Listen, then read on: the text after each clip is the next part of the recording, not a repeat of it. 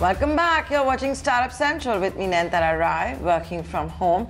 What we saw over the weekend, beginning Friday actually, was the DPIIT under the aegis of the Commerce and Industry Ministry organizing a big event for startups. It was called Prarambh, where you also saw on Friday night at 10 p.m. Piyush Goyal chair a 2-hour-long meeting with foreign investors and the India startup story. All of this was being done under the aegis of Startup India. And on Saturday, the finance minister, in fact, chaired a meeting to boost domestic capital for startups. In fact, even the regulators were present at that meeting, like the RBI as well as SEBI. And the Prime Minister has also announced a 1,000 crore rupee seed fund for India's budding entrepreneurs as well as startups. Let's put this 1,000 crore rupee figure in perspective for you. Yes, it's coming from the government. It's only for seed funding. Seed funding, usually you see much smaller checks. To put it in perspective, you got Sequoia Capital's entire search program being worth about 1,500 crore rupees. That's the size of the fund. The last Bloom Ventures fund, that was about 800 crore rupees. Before we go any further, here's the Prime Minister. 2014 में भारत के केवल 4 startup unicorn club में थे, 4। लेकिन आज 30 से ज्यादा startups 1 billion mark को पार कर चुके हैं। आपको हैरानी होगी, इसमें भी हमारे 11 स्टार्टअप्स साल 2020 में यूनिकॉर्न क्लब में शामिल हुए हैं। यानी कोरोना काल के इस कठिन वर्ष में साथियों, भारत ने महामारी के मुश्किल समय में ही आत्मनिर्भर भारत अभियान भी शुरू किया। इसमें भी हमारी स्टार्टअप्स आज बड़ी भूमिका निभा रहे हैं।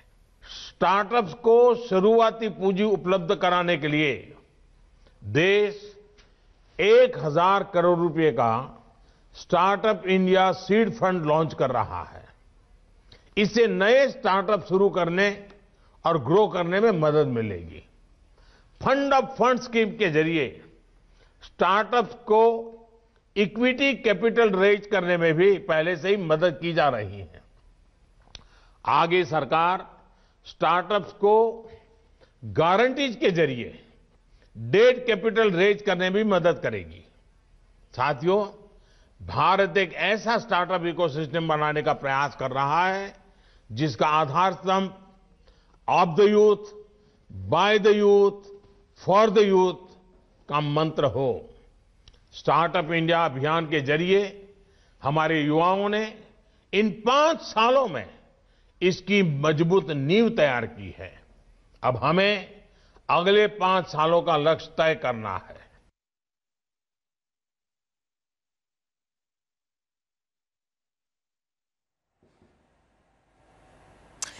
We're now also going to be joined by founders of 2 startups that had a meeting with the Prime Minister this weekend.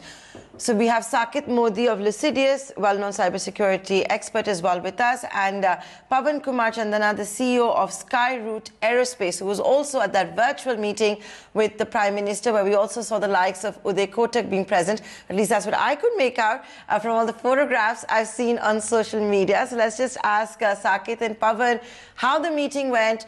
We all know how much importance the government wants to give to startups, and ahead of union budget, of course, everyone's expecting, like all stakeholders of the economy, the moon and a lot more. Saket, let me come to you first. Good evening, Nirmala here. Always a pleasure talking to you. So it's a big meeting with the Prime Minister. I know you're not going to give me details, but do we know can you share with us what the agenda was? Sure, Nirmala, and contrary to a lot of meetings with the Prime Minister, this was actually telecasted live on Doordarshan, Nirmala, so I can talk to you pretty much about everything that happened out there. But taking a step back, Nirmala, this is, I feel, a pretty big deal symbolically and at the same time with things that happen on ground. And I'll explain you why.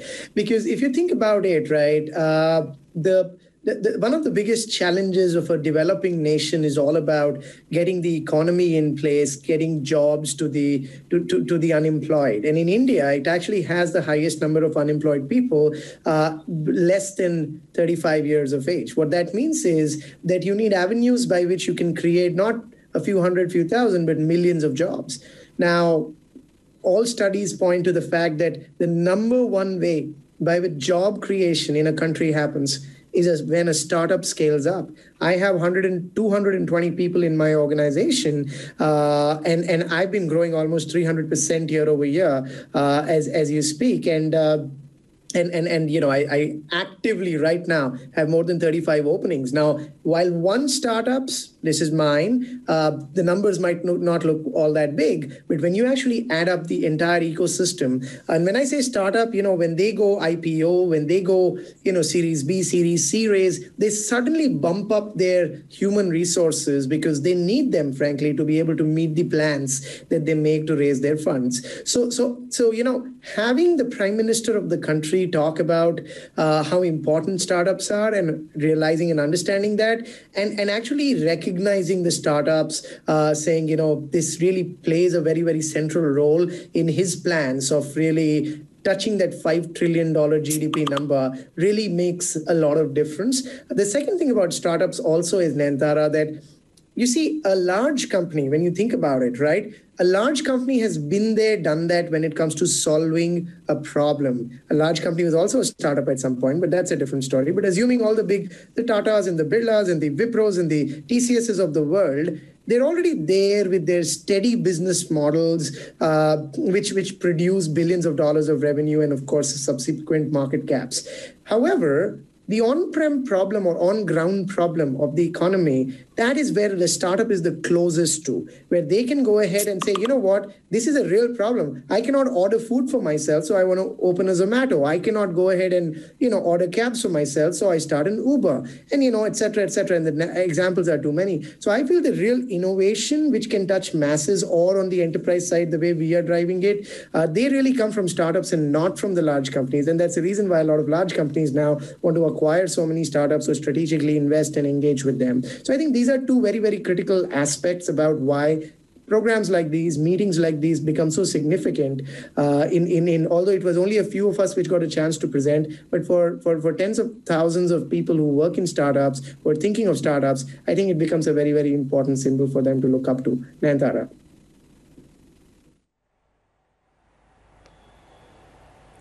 Okay, thanks, Saket, for setting the stage for that. I'm going to take this forward now with Pawan. Pawan, good to have you on this edition of the Startup Central. You've seen Saket give us a few, the highlights, if I could say so, of what was discussed with the Prime Minister. Now, this is coming against the backdrop of what has been a raging debate of late, which is flipping. So many startups, changing their domicile because it is tougher to do business here. It is tougher to get funded in India. It's something that foreign investors want, what foreign accelerators want. As far as flipping goes, so that India also gets to keep its IP, did that come up at all for discussion? Yeah, so in fact, first to say, India is the third largest startup country in the world, So there's a huge number of startups, above 40,000 of startups already in India. And, for example, startups like me, in fact, we were really benefited from the government policies, many benefited by the Startup India program in some way, For example, it has actually affected the perception of startups in India. A lot of people started working in startups, a lot of people started, creating complementary startups which will help us in growing our startup as well. So that way, I consider, Startup India program as a success in a way. So when it comes to funding and capital, so that way, the government has announced a 10,000 crore corpus, So I'm really not sure how much exactly came onto the ground, but a significant chunk has been disbursed is what I hear. And now there's another announcement of 1,000 crores, seed capital which is coming in. And also the Startup India page which has come up, they have told that, it will be 20 lakh worth of grant for startups for developing proof of concept will be provided, and also even more capital in terms of debt or even in equity in the form of funds will be made available by the government. So this is definitely a great initiative, what I feel, and a lot of IP creation within India, both in the software and hardware. There's several companies, building IP within India. And this grant, I think, whatever 20 lakhs grant is there, even though it's a slightly smaller amount for many industries, but I feel like it's a good start, for generating a lot of startups who want initial, kickoff capital to produce their proof of concept. And also, I would also like to point out, especially when it comes to both software and hardware, the cost of building something out of India is actually quite less compared to any other country. So even 20 lakhs might seem a small amount, but for most cases, for most proof of concept, it is good enough to start off with. That way, I think IP creation is probably, it's part and parcel of startup life. Any kind of startups, and also this kind of initial seed capital, and also the government promotion of startups in the form of Startup India program and how it has affected the perception of startups within the country. I think it's like a kind of a good success within the country.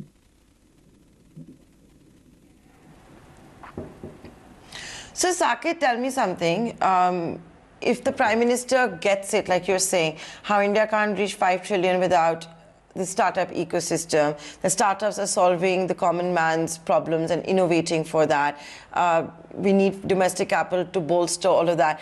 I'm sure you guys all made a case also on how the government can give a hand besides just writing out checks, just creating a friendlier business environment so that you don't see problems like flipping. Yeah, you're absolutely right, Nayantara. And, this has been something that has been constantly discussed. I think India has become a hotbed for creating in India, but not for thinking and designing in India. And I'll explain the difference, right? When you buy an iPhone today, it actually says, you go behind it, it says designed in California. What it's actually saying is that the IP sits in California while it's assembled in India or it's assembled in China. That's what it's saying, right?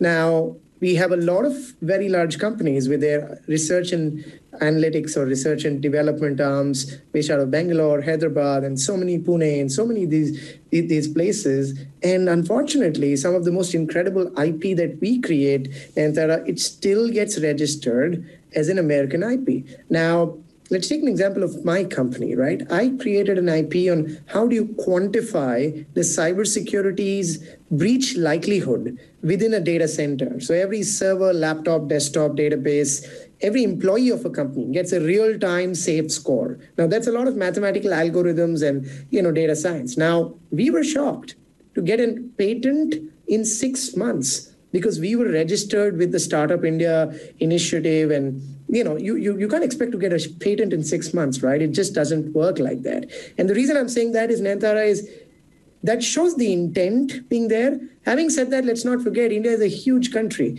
And whenever you create something for smaller companies, the definition of startups, which startups qualify, don't qualify, it just comes with a lot of baggage. And we all know, unfortunately, a lot of times it's misused more than being used in the right way. So it was discussed, and the intent was very clear from the Prime Minister, from various ministers in his cabinet. In fact, he very objectively pointed out on his speech that, look, I know there's a lot that you guys can do when the government is doing, what it's supposed to. But I know you can do probably more when the government doesn't interfere. It doesn't do, it does. It's basically, how do you get away with useless governance with things around that? And that coming from the chief really sets a very, very strong message. So I would say it was definitely a very refreshing and a very, very a very, very on the ground understanding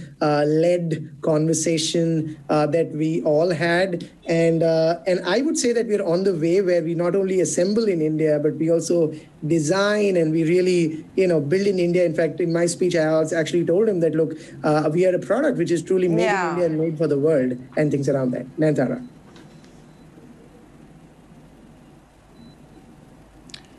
Absolutely right. I think the Prime Minister, since he came to power in 2014, has been talking about minimum government and maximum governance. It's what all stakeholders in the economy want, but startups especially. So building for India, building for the world, that's what the encouragement has been, the push has been, whether it's from the innovators themselves or the investors, and now even the government. I'll make this my final question. I'll come to Pavan for this. Pavan, you know, a lot of people always wonder that when these meetings are set up, how are they set up? So I want to ask you this question because, you know, we did get emails on this. There were very few of you who got an audience with the Prime Minister.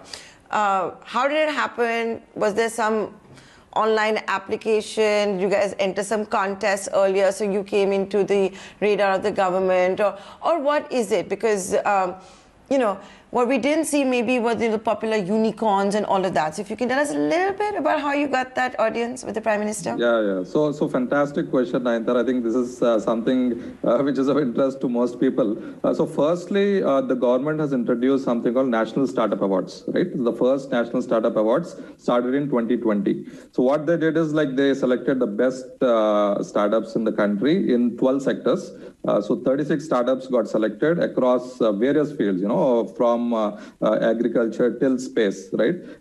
Then like out of these 36 startups, DPIIT has like selected few from this list and few outside this list as well and given it to the PMO.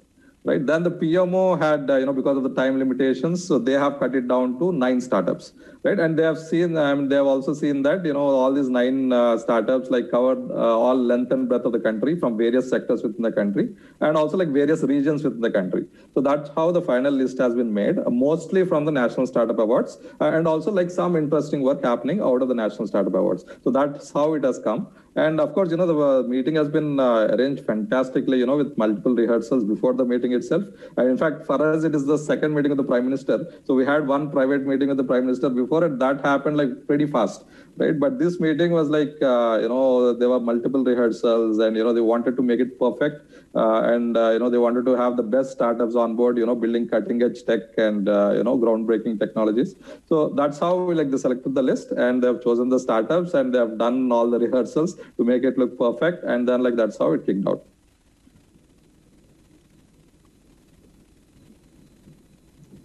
Okay, because, you know, we did get those queries that how did this meeting happen? How were they selected? So we said, okay, let's find out from the people who were at the meeting. Saket, Pavan, thank you so much for joining us here on this edition of Startup Central. Thanks a lot for taking the time out. We're going to take a short commercial break. But on the other side, we're going to stay with Praram, which was the event organized by Startup India. And we're going to figure out how unicorns became unicorns and how you can become a unicorn. A special panel discussion coming up.